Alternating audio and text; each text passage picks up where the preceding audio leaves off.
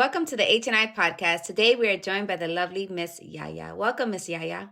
Thank you, friends. Thank you. Thank you, Seriyah Bleaze. No, seriously, thank you for having me on the show. Welcome, Miss YaYa, as always. Thank you for being a guest. And the first question that I want to ask you is, do you like cheesecake? I love cheesecake. Strawberry cheesecake, to be exact. If there was $1 million on the table and I asked you to go to Brooklyn for that cheesecake, would you go? No. Oh, are you trying to pull a ditty on me? Cambodian breast milk? No, we're not doing that. Many people are unaware that you are part of making a band. What was that experience like for you? The crazy thing is that exactly 20 years ago, maybe tomorrow, was the debut of making the band. Yeah. Wow. The season that I was on. It was an interesting experience and not something I expected. At the time I was working at a clothing store, and a coworker of mine wanted somebody to go with them to this audition. I didn't even know about this audition. So I go do the audition, go through all the stages, and realize that the person I came with didn't make it past like the second part of the audition. And I'm like, how did this happen? Wow. I was not planning for this. So it was crazy to have made it as far as I did in the show, but I'm grateful for it. It opened a lot of doors for me. Wow. What did you learn from that experience? I learned that I didn't learn anything right away. I learned that maybe the lessons I should have learned back 20 years ago, I started learning maybe like 3 years ago. And that's ignoring the no's. When somebody's being hard on you, when it seems like they're being hard on you and they hate you, it's really that they see something, they really see something in you that they want to get out of you. But growing up in a household where tough love felt like I was a failure at everything, when somebody tried to do that to me as an adult, I didn't recognize that it was them actually trying to help me grow. Right. Right. If that makes any sense. That makes perfect sense. Okay, let's take it back to your youth. What inspired you to become an artist? Was it family? Was it your background? Was it a particular person? Like, what inspired you to get into the arts? I got into the arts simply because I realized that I could sing and that I liked to sing. I loved music from birth. And it wasn't like that my mother played music in the house. It wasn't that anyone played music in the house. I had like a little radio that I would turn on, and from the moment I woke up till the moment I went to sleep, I was listening to the radio, listening to jingles, listening to Madonna, Whitney Houston. We didn't listen to salsa or merengue in my household either. I started listening to that as I got older, going to my friends' houses where they listened to all that stuff. So at home, music was not played. So it was really just something that came out of me to just dive into learning music, loving to sing, loving to perform. But it was never something that was encouraged in my house. If anything, it was always shot down. Like, tú, cantar. Like, no, ningún hija mía va a ser cantante. And it's like, I always took it as rejection. So I don't want to believe, well, yeah, I probably can say that had I been encouraged, I probably would have wanted to play an instrument, wanted to have more discipline with music. But yeah, no, it was something that always came out of me encouraging myself, to be honest. Songwriting. Let's discuss songwriting. Did that come naturally for you, or was that something that you studied? How are you looking to inspire people? My first song that I wrote was in 5th grade. I forget what the melody was about. It was about love, of course, because you know, was a lover. I mean, You was hello. right away. yeah, 5th grade. I knew so much about love. And it started as a poem. So my songwriting really is more poetry turned into song. And now, as an adult, as a grown woman, I tend to lean more towards affirmations, songs about being strong, about being hopeful, about manifesting. I'll write love songs, positive love songs, not heartbreak, man bashing songs, like La India. Like I grew up loving La Oh, India. La India is one of those artists that women put on when they want to get over the guy. You know how it is. I loved or love La India. I love La Lupe, and they were very like, standing their ground. I'm a strong woman. Go fuck yourself. But with now, I'm like, I don't want to be about that. Even though I got my stories of heartbreak and heartbreaking. But I just want to focus more when it comes to songwriting. I want to focus more on positivity, manifesting, having a good time, sensuality, and stuff like that. Okay, so we found out that you did Camp Mariah. How did you get in, and how was that experience for you? Oh, so back to not really having moral support in my household growing up. I forged my mother's signature on paperwork to go do Camp Mariah. Somebody came to my junior high school. Actually, no, wait. Backtrack. I was part of this program called Project High Road, which I signed myself up for. It was an after-school program, and they did tutoring. They taught us skills like filing and clerical work because they were pushing for us to have practical skills for when we become an adult in junior high school in the South Bronx, which to this day I hate paperwork, but at least I know how to file the paperwork. But I digress. So someone came to the after school program and said that there's this Fresh Air Fund program. For those of you who don't know what Fresh Air Fund is, it's a nonprofit organization dedicated to helping inner city kids experience life outside of the city. So a lot of times they'll place inner city kids with much to do families with money. And then there's also summer camps. So I signed up for a summer camp that then turned into Camp Mariah. Wow. So initially it was called the Career Awareness Program, where we would go away for 3 weeks in the summer and people would come and talk to us about their jobs. So people from record labels, people from construction, people from in politics. And by my second year, it turns out that Mariah invested in the program and had the camp renamed. How dare she? Had it renamed to Camp Mariah.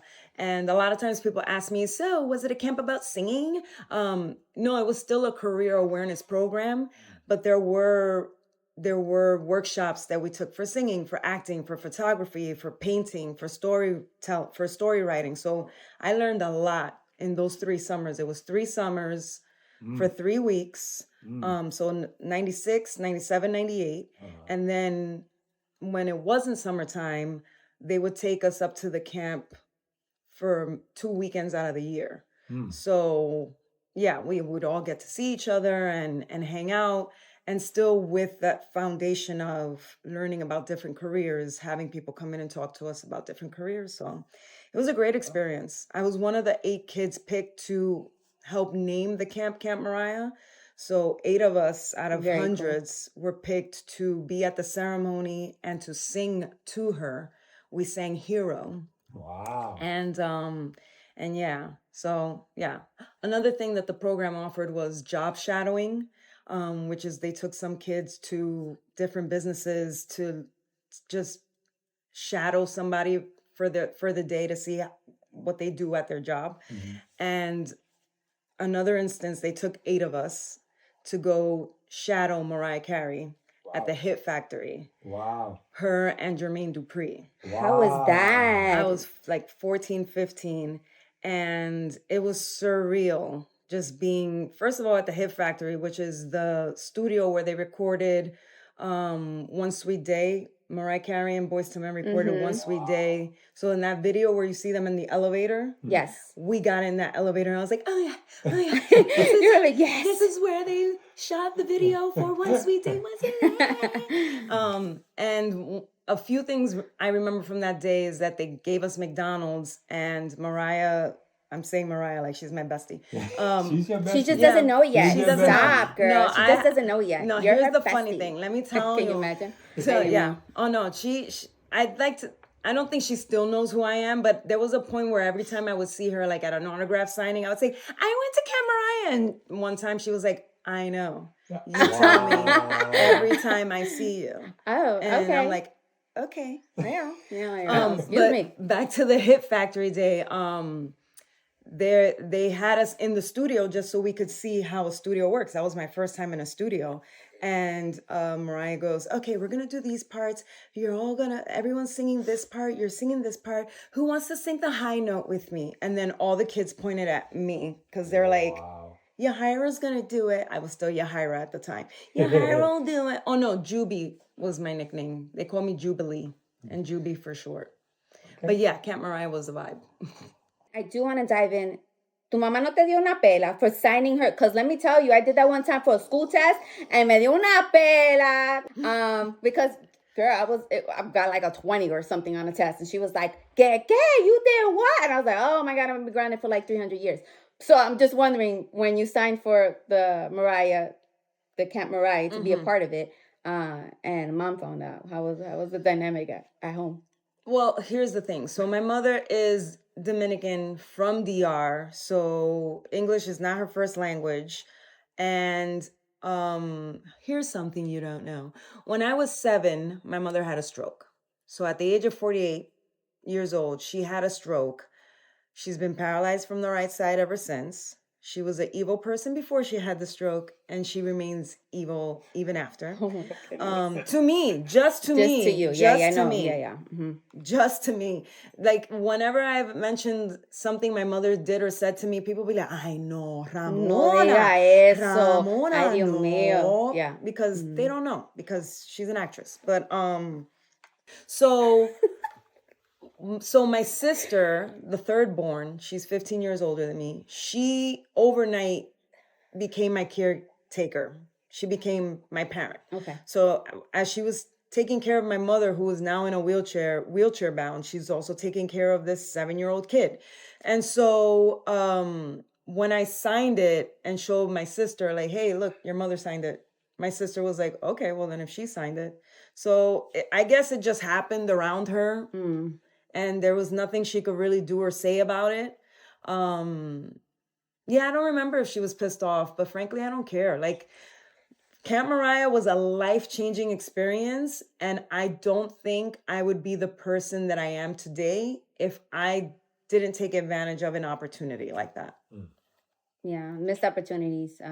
Definitely as an adult, you understand it a little more. Like, yeah, I'm so happy I did that, even though it wasn't right, but I'm so happy I did that to progress. Yeah. Well, because up until I was 13, my summers were spent with them figuring out what the hell to do with me. They didn't know what to do with me every summer. So I would really spend the summer just sitting, looking out my window. Right. Because I didn't really, like, my friends were off on vacation. And I really only had 2 friends growing up in Patterson Project. So it was just me watching novelas. Like, the summer was the only time I would watch daytime soap operas and then have to catch up. Wait, who's married now? The next summer, I'm like, wait, are they still together? He died? That was the only time, because I had nothing to do. So when going to camp, going away for 3 weeks came around, I was like, great, I have something to do for 3 weeks out of the summer. So I'm guessing that's also a reason why nobody was like, you crazy. Wait a minute. So, like, when you're watching the novelas, you know, when Muerte Mercado comes out? And it's mucho. I was watching the American novelas. I couldn't keep up. The American one. At that time, I didn't really... My grandmother had me with the Spanish ones, and I was like, oh my God, Spanish not was again. Not very good looking at that time. It wasn't very good looking, that Spanish. Okay. But, yeah, no, Walter Mercado, that I remember. Mucho. Amor. So you were at Camp Mariah. After Camp Mariah, where did the pursuit of salsa come along? I did find out that you were the lead singer of DLG. Dark Latin Groove. Yes. And which landed you a Grammy nomination. Yes. Thank you, Lord. Yes. So growing up, I listened to all radio stations. I listened to Z100, but I also listened to Hot 97. I listened to KTU, and I listened to La Mega and Amor. And so I loved listening to all different types of genres. And I'm the youngest of 5. Right. And so the fourth born, he put me onto rock and roll, Motown, doo-wop. The third born put me onto freestyle music and boleros. And so the second born, she's like 20 years older than me. There was a summer that she came to visit because she was living in DR at the time. She came to visit and she was like, let me put you onto this. And I was listening to salsa, like I mentioned earlier, at my friends' houses. I had 2 best friends that were Puerto Rican. They didn't hang out with each other, but I hung out with them separately. Right. And in their houses, they played salsa. So that's how I really got more into my roots. And so my sister, the second born, she was like, let me put you onto this. And she played me La India's Dicen Que Soy album. And it blew my mind. That song is something different. That whole album blew my mind because it was first of all, it was a woman singing these powerful songs. And she was from New York. So I got the New York vibe from it, but I also got the traditional tropical vibes from it. And then my sister also put me on to Mark Anthony because around the same time, both those albums came out. So I was bumping those tapes, cassette tapes. And that's where my love for salsa began. But then when I was in high school and DLG came out, that's when the next time my mind was blown because I was like, okay, this has the hip hop, this has the reggae, this has the salsa, fusion. This has that fusion that I grew up with that's now gelled into one music group. And I also grew up loving Mariah Carey and Whitney Houston. So to hear Huey Dunbar belting and hitting all those high notes for a guy, I was like, this is what I want to do. But I didn't see myself doing it professionally. It just called me. And it wasn't until like later, like my mid-20s, that I was like, after making the band, when I transitioned from being an R&B artist to really wanting to do salsa music. And thankfully that opportunity came up being part of the new revived DLG. Dope. That's dope. Very cool. Okay, YaYa, we're going to play a little game. It's called Rapid Fire. You ready? Let's go. Pasteles with ketchup or without? With ketchup. Sorry, not sorry. And with raisins. Sorry, not sorry. What? Raisins? Are you a raisinist? You know what? Let me tell you, I like raisins, but It's okay. I don't know. Karol G or Evie Queen? Oh, that's tough. Both. Sorry. Not sorry, both. Oh. No, you have to pick one. Nope. All right, moving on to They're next both one. queens. Leonardo DiCaprio or Brad Pitt? Can I say neither? What? All right, what's the like? Tom Hardy. Sorry, Tom Hardy for me. Okay. Movies or books? Movies. Early bird or night owl? Early bird now. Now I'm an early bird. Texting or calling? Texting. Dogs or cats? Both. Both? Yeah. Oh, okay. I kind of feel like the cat part is like you have to earn their love, and the dogs is like just free. Like, so I guess whatever mood you're in is what you We like. have 2 cats, and we definitely had to earn their love. You have to earn their love and but respect. dogs, they love everybody, so they're all fluffy. All right. Mets or Yankees? Yankees. Yankees. That's all my right. Heels or sneakers? She's gonna say both. She's gonna say both. I'm gonna say both. She's gonna say both. She's gonna say both. She's about that life. I'm about that life. I mean, it depends on the day too, right? Yeah. Especially if you're a mood Like this outfit. It's just like whatever. You're this like, outfit, I could wear sneakers with it, but if I want to sexy it up, throw on a pair of heels. Same outfit, different outfit though. Talk about it. Hello. Talk about You it. ain't gotta tell me. Ladies know. Ladies know. I hear ya. Okay. So what's the difference between being in concert versus being on Broadway? So doing a concert by myself or even with the rock band that I tour with, that vibe of doing a concert is like, it is kind of the same show, but you have the liberty of zhuzhing it up a little bit depending on your mood. Broadway, it has to be what's on paper, what was rehearsed. You cannot be changing notes. You cannot be getting colorful because there are set rules, one, with yourself, and two, everyone on stage, when it comes to play a musical, but Broadway, everyone is waiting for your cues. So if you want to get creative and be like, I'm going to change up this last word, no, you can't, because your scene partner is waiting on a specific word or movement that you're doing so that they know that their next line comes up. So there's a difference. What got you into acting? Because you kind of like a jack of all trades. You're a singer, songwriter, actress, comedian. But what got you into the acting part? Acting, I had been doing since junior high school, doing workshops. And I mean, my junior high school wasn't a performing arts school, but we had some programs, thankfully, that weren't cut by the government at the time in the 90s. And so I always loved being different characters, especially growing up being bullied for who I was. Being a Dominican girl in a room full of Puerto Ricans and Black kids, I got bullied a lot. So being other characters helped me escape from that. And then the creativity that comes with memorizing lines and entertaining people grew just the more I took acting classes or acting workshops in junior high school. So yeah, that started at just as young as singing. The acting was very, very prevalent. I would love to touch on the Gloria Estefan Broadway show you were just in. Oh yeah, that's coming up on its 1-year anniversary for me as well. Wow. So I love Gloria Estefan. I just love women in Latin music and Latin cinema.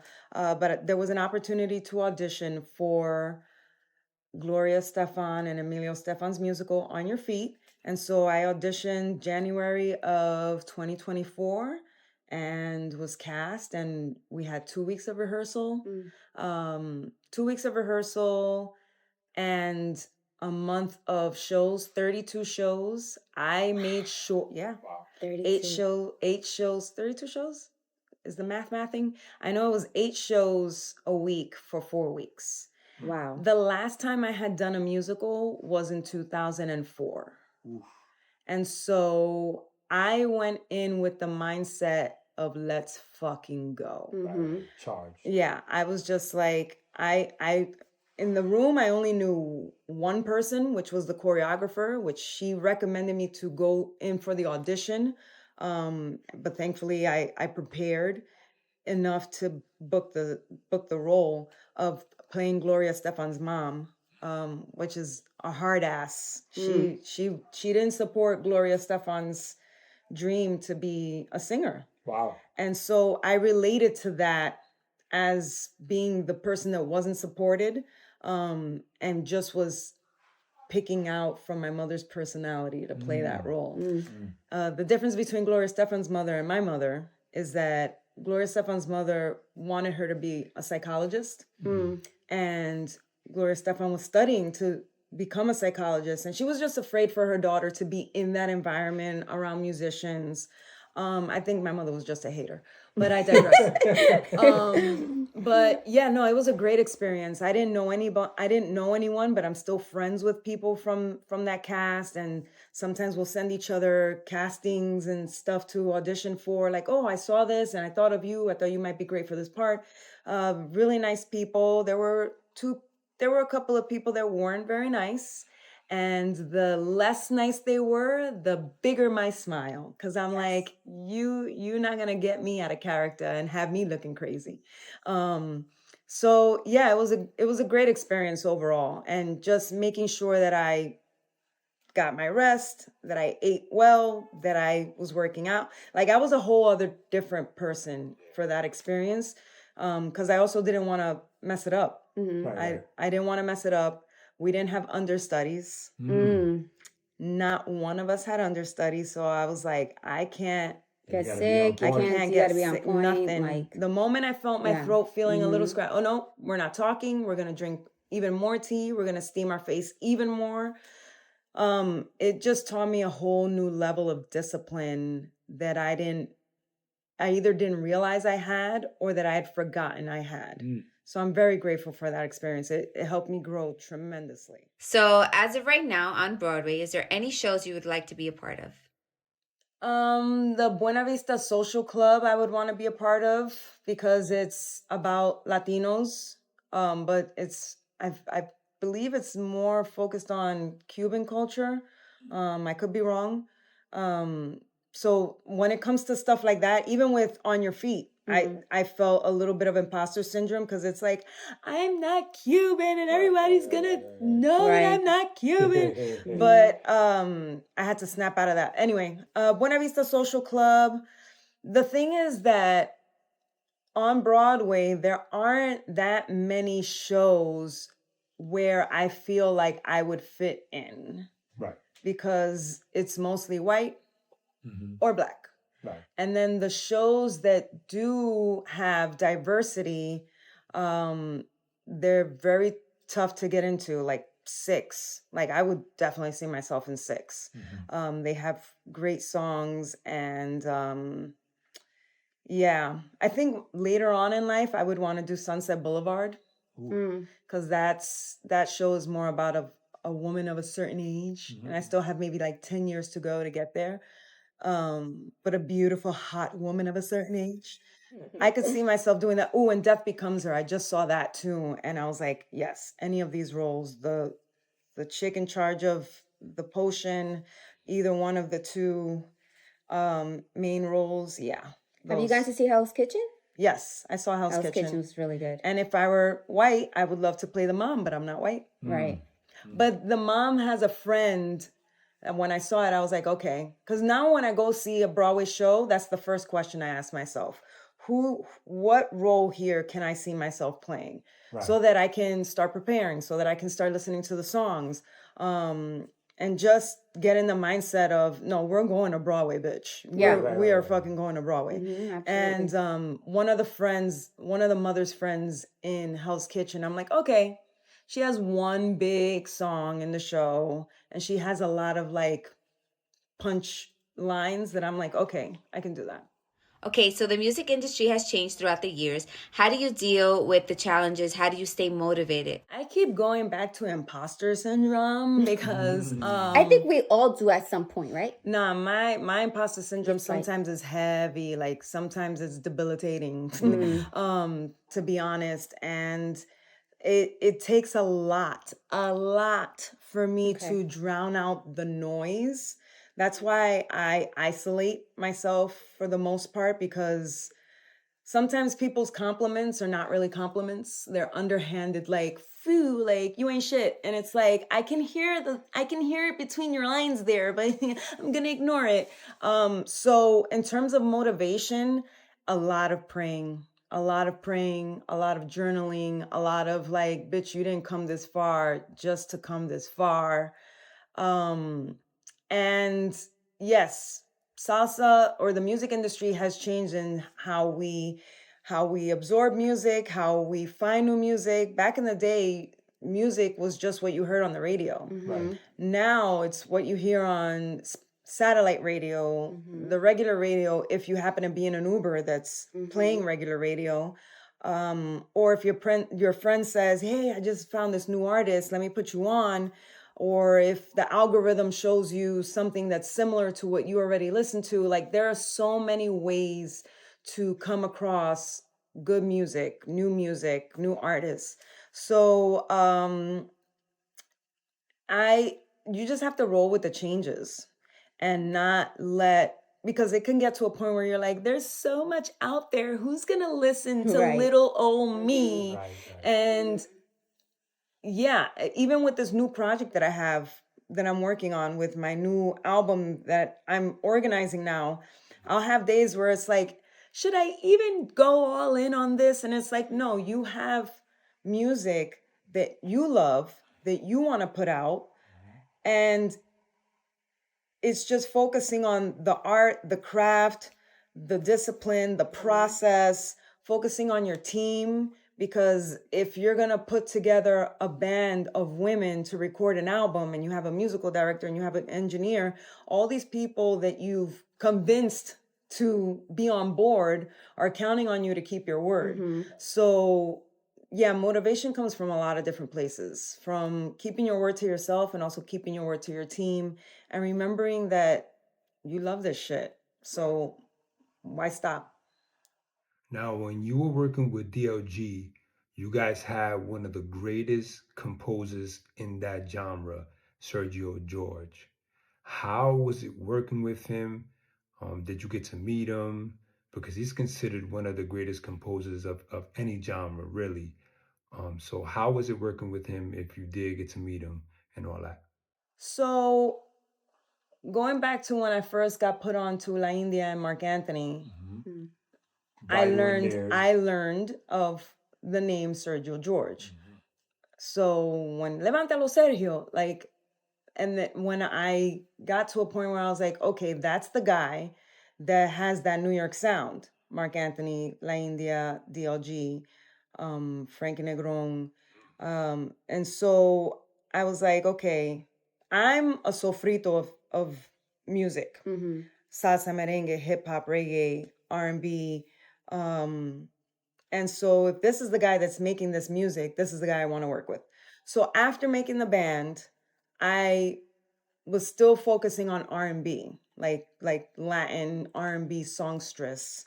And the manager I had at the time, he was my manager for a few months, and then you know how stuff happens, and we ended up dating. And yes, I make that face because I'm like, ugh. So cliche. We started dating, and I thought he was somebody that was well connected, but he just knew a lot of people.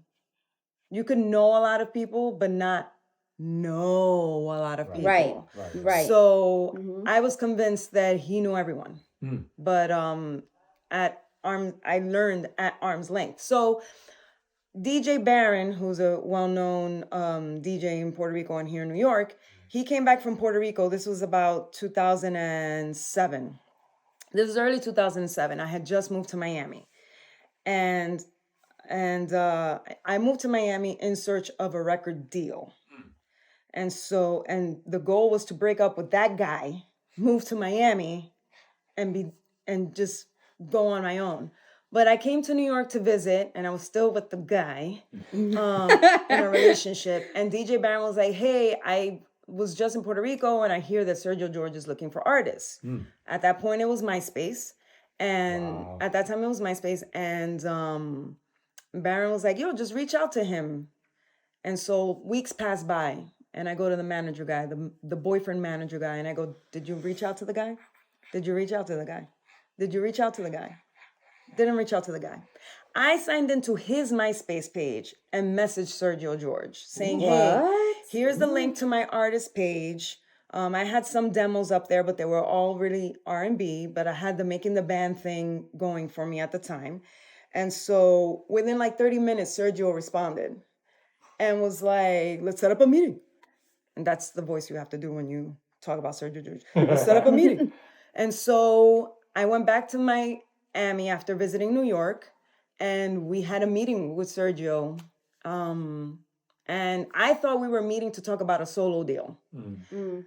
Instead, Sergio was like, yeah, I'm thinking about putting DLG back together, but Huey doesn't want to do it. So I'm thinking about doing something different and with a girl. So you're a girl. What do you think?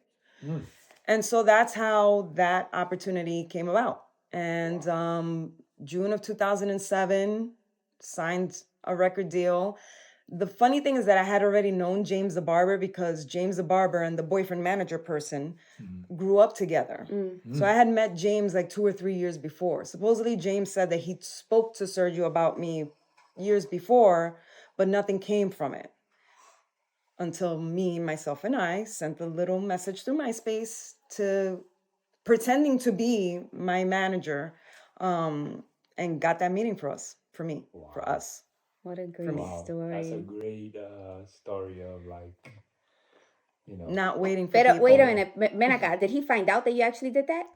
Like, what was his boyfriend reaction? manager? Yeah. Let's go back into that real quick. The boyfriend manager? Yeah, the boyfriend manager. Yeah, as soon as I did it, I was like, I pressed send and I was like, I sent the message. Don't worry about it. And he was like, oh, okay, whatever. And then 30 minutes later, he answered, what are you going to do about it? Yeah. So then I had to trust that this guy was going to help, because now he's involved in the situation. I'm like, I can't get rid of this Right. So then I had to trust that he was going to do what he is supposed to do as a manager to make sure that opportunity came into fruition. So luckily we were able to get a meeting with Sergio, and so that meeting was like in April of 2007. I signed the contract in June of 2007, and we started recording the album in like September of 2007. And that was in Florida. Fraga and James flew down because I was living in Florida. Sergio was living in Florida. They flew down and we were in the studio like 5 or 6 days a week. And Sergio most of the time was there. So that was great to have him there collaborating and vibing, and also to not waste time. Because if we would have been in the studio creating stuff and then sending it to him and him hating it, then that would have wasted time. So it definitely helps him being there through that process. Real quick, you mentioned that you would spend some time in Florida. How was that changed? Obviously, both places were different at the time, but how was that experience for you out in Florida from New York? I went to Florida on vacation with a junior high school friend in 2014. And in 1996, they get 2014. 1996, I was 14. I was like, when I grow up, I'm going to move here. So as soon as I graduated college, I was like, all right, family, I went to college. That's what you wanted me to do. Now I'm going to go do what I want to do. So in 2006, I made it my business to apply to as many jobs as I could so that when I moved to Florida, I had a job. So I got a job working at Atrium. Rest in peace, Atrium. The best job ever. It was the best job ever because I was a sales girl by day, but if I needed the weekend off to go to Peru and sing for thousands of people, I just had to tell my manager. Yeah, it was awesome. The best job. Wow. That's awesome. The best job. My label hated it that I wouldn't quit my job, but it's like, what do you think I'm going to do with a little $5,000 advance? That doesn't even cover like several months of rent. So I had to keep working at the same time. And so Miami, I moved to Miami because at that time I wanted a record deal with a Latin label. And that's where all the labels were. Like all the record labels were going to Miami or South Florida around 2005, 2006, 2007 because of the reggaeton movement. And so that even pushed me more to move to Miami, aside from my 14-year-old self dream. And so, the pace for a New Yorker that were always on the go was the best, because when you're just walking in the street, you feel like you're on vacation. And then you go back to work. And as a New Yorker, being around, and Miami or Florida is known as being too laid back, being on island time. So when you're from up north in a place where people are moving slow, you're a rock star because you're a hustler. So that was amazing. It was like being a fish out of the water, but being loved because you were out of the water, if that makes any sense. So do you see yourself back at the 305 performing there or just working there? So here's the thing. When I moved to Florida, I never imagined moving back to New York. My goal was to be there till the day I died. But in 2016, Atrium closed. Okay. So my job security there was no job security. Right. And I got really comfortable having a secure job while also being an artist. But it seemed like I was being an artist part-time, even though I was touring and all this stuff. I was very reliant on that job security. So when Atrium closed and I was in another not so great relationship. Damn girl, your track record. I like went into a Great Depression at the end of 2016, and my sister went down to Miami. Was like, no, you are coming home. She packed all my shit, and she was like, we going back home. Okay. And so it took me a while to figure out what being back in New York was gonna look like. But then I had to remember, oh yeah, acting. I like doing that. Broadway's here. Okay, salsa. This is the birthplace of U.S. salsa. So I had to refigure out what the next chapter of my life was, coming back to New York from Miami. Do I see myself moving back? Not anytime soon, because the acting is still here. Broadway is here. It's not going anywhere. And even if you do regional theater, which is theater all throughout the country, the auditions are mostly here. So I'm good here. You mentioned that you had a spell with depression, and obviously that's a very big subject nowadays, and there's better treatment, better diagnosis for it, more places to get help. Being an artist comes with depression in many ways.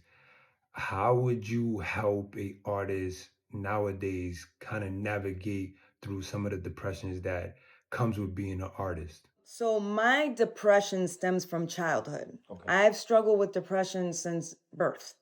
And my theory is that I was a mistake. I'm the youngest of 5. My mother was 41 when she had me. I'm pretty sure she wasn't planning on having any more kids. She was barely present for the other 4 kids. And so here comes along this mistake. And I knew since birth that I was a mistake. And my mother reminded me any chance she could.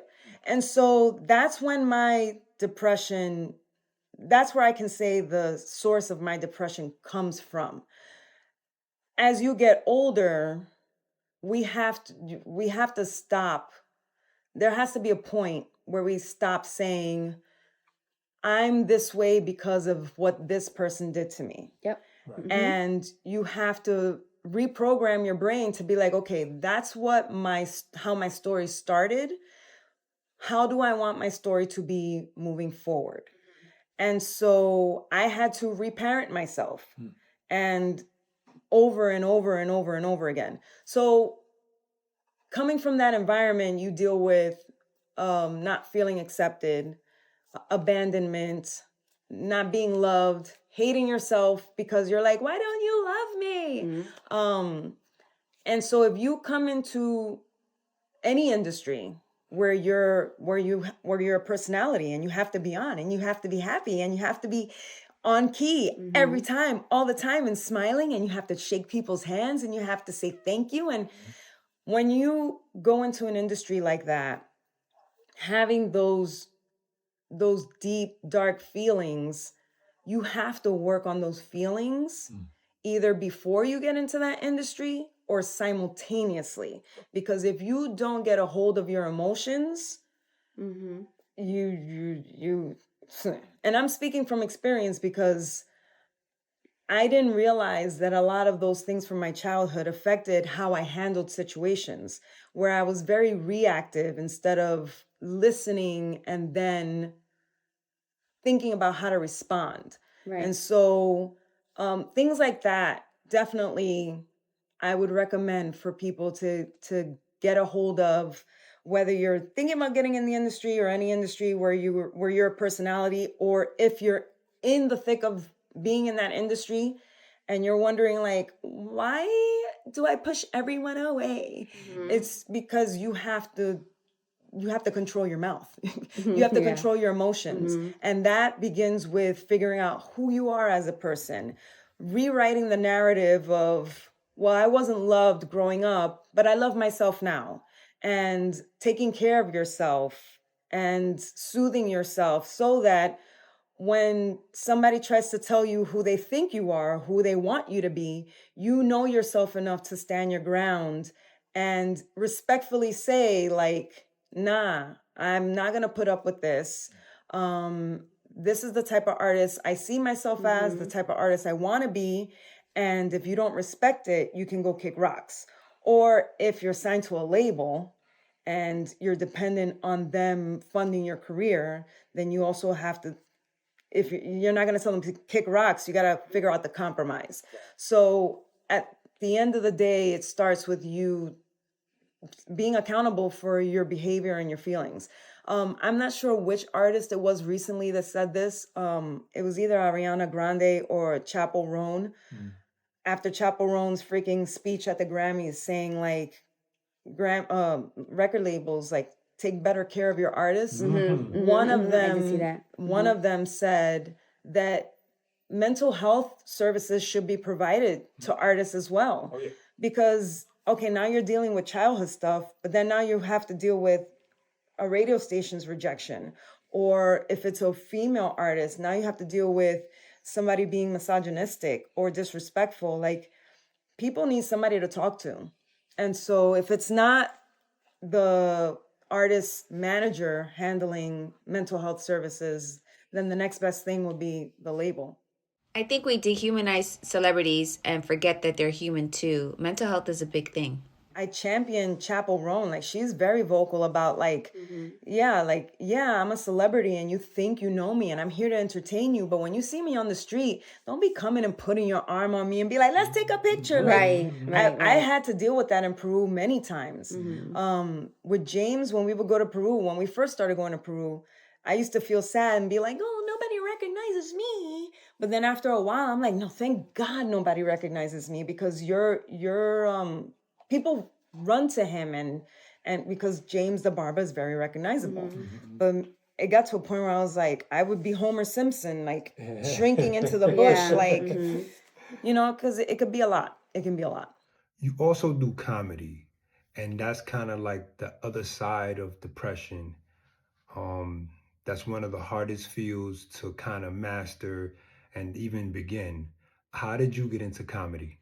The way I got into comedy, I've always loved comedy. I always loved laughing, again, because it was an escape from reality to laugh and be happy and joyful. I was always a fan of Saturday Night Live and sketch comedy. And so when I moved back to New York, I went to go see a sketch comedy show of all women. Anything that has to do with all women, I'm like, I'm there, I'm for it, I'm supporting. So I went to the sketch comedy show. At that time, it was called Comedy Derailed, but now it's The Hilarious Show. And the founder and producer of that show, Rachel La Loca, I went to the first show to support. And at the end of the show, I was like, I need to be part of this. So thankfully, Rachel was like, okay, we have another show coming up in a couple of months. Come to the reading, the table read, and we'll see what happens from there. So from there, I think I was part of the Hilarious crew from 2018 to like 2022, 2021. Even during the pandemic, we did some virtual stuff that like all separately recording our stuff and somebody editing our clips together. And from there, I transitioned into doing sketch comedy with other comedy groups at the People's Improv Theater here in New York City. And I love it. I love it. I haven't gotten into the sketch comedy writing yet, because I really love the performing element of it and playing different characters and being extreme.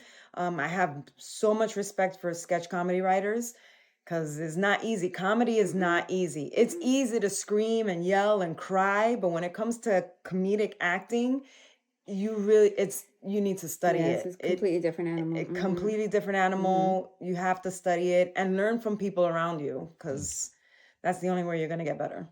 So people normally say that while you're on your healing journey, journaling is always best. I know from personal experience, just wondering if that has ever helped you along the way. And then we also pick our parents before we arrive here to Earth. And I chose wrong. That we choose our parents, and then you come in wanting to learn certain lessons. What lesson would you say that keeps coming up for you, that you kind of stand back and say, nope, I've learned this already. why is it coming back? As cliche and cheesy as it may sound, really learning to love myself as I am.